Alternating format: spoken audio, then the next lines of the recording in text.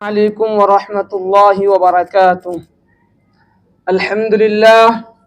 الحمد لله رب العالمين، والصلاة والسلام على سيد الأنبياء والمرسلين وعلى آله وصحبه أجمعين. أما بعد، أعوذ بالله من الشيطان الرجيم. بسم الله الرحمن الرحيم. أحب إليكم من الله ورسوله وجهاد في سبيله فتربصوا حتى يأتي الله بأمره.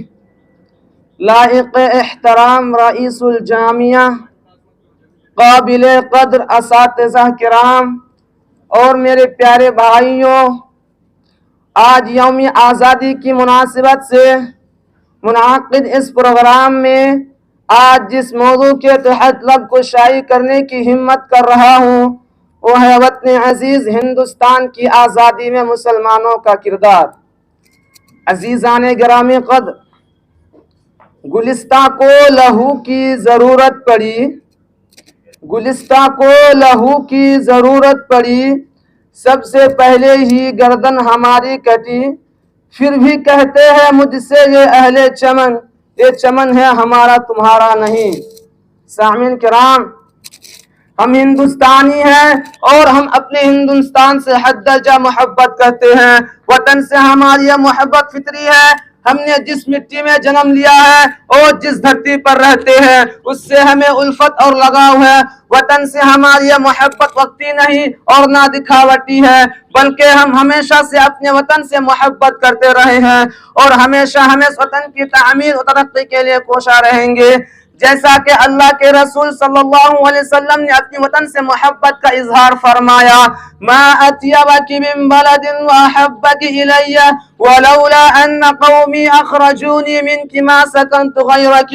تو کتنا پاکیزہ شہر ہے اور مجھے کتنا محبوب ہے، اگر میری قوم تجھ سے نکلنے پر مجبور نہ کرتی تو میں تیرے سوا کہیں اور سکونت اختیار نہ کرتا۔ میرے پیارے بھائیوں، وطن عزیز کی غلامی کی تاریخ ہمیں معلوم ہے کہ کس طرح سے تن کے گورے من کے کالے انگریز ہندوستان میں تجارت کے مقصد سے آئے اور چند ہی دنوں میں وطن عزیز پر قابض ہو گئے۔ انہوں نے ہمارے آبا و اجداد کو ظلم و ستم کے پہاڑ توڑنے شروع کر دیے، ہندوستانیوں پر طرح طرح کے ٹیکس لگا دیا اور سونے کی چڑیا کہے جانے والے وطن عزیز ہندوستان کو تخت تاراج کرنا شروع کیا۔ میرے پیارے بھائیوں، انگریزوں نے وطن عزیز ہندوستان پر کم و بیش 200 سال تک حکومت کی اور اس عرصے میں ہزاروں نہیں بلکہ لاکھوں ہندوستانیوں کو موت کے گھاٹ اتار دیا گیا۔ جلیانوالہ باغ والا کون بھول سکتا ہے کہ جہاں پر نہ تھے ہندوستانیوں کو گولیوں سے بھون دیا گیا۔ کالا پانی کی سزا کیسے فراموش کیا جا سکتا ہے کہ اس کالی کوٹری میں ہمارے آبا و اجداد کو رہنا پڑا، لیکن قربان جائے کہ ہمارے آبا و اجداد کے انگریزوں کے مظالم کے سامنے سینہ سپر رہے اور بالکل لرزہ بردمان نہیں ہوئے۔ وطن عزیز کی غلامی کی آزاد ہمیں معلوم ہے کہ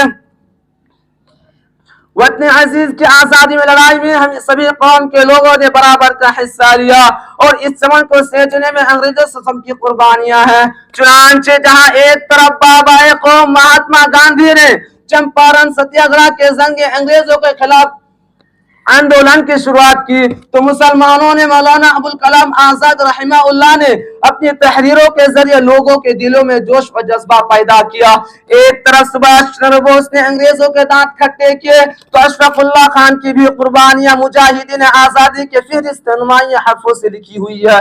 میرے پیارے بھائیوں، پنڈت جواہر لال نہرو، رام پرساد، ڈاکٹر راجندر پرساد، مرد آہن سردار ولبھ بھائی پٹیل اور بھگت سنگھ جیسے ہندوستانی سپوتوں نے اس چمن کو سینچنے اور اسے آزاد کرانے میں سب کی قربانیاں ہیں۔ میرے پیارے بھائیوں، یہی وجہ ہے کہ آزاد ہندوستان کے پہلے وزیر اعظم چاچا نہرو نے علماء صادق پور کی قربانیوں کی ستائش کی ہے اور برملا کہا ہے کہ اگر تمام اہل وطن کی قربانیوں کو ایک پلڑے میں اور علماء صادق پور کی قربانیوں کو دوسرے پلڑے میں رکھ دیا جائے تو علماء صادق پور کی قربانیوں کا پلڑا بھاری پڑ جائے گا۔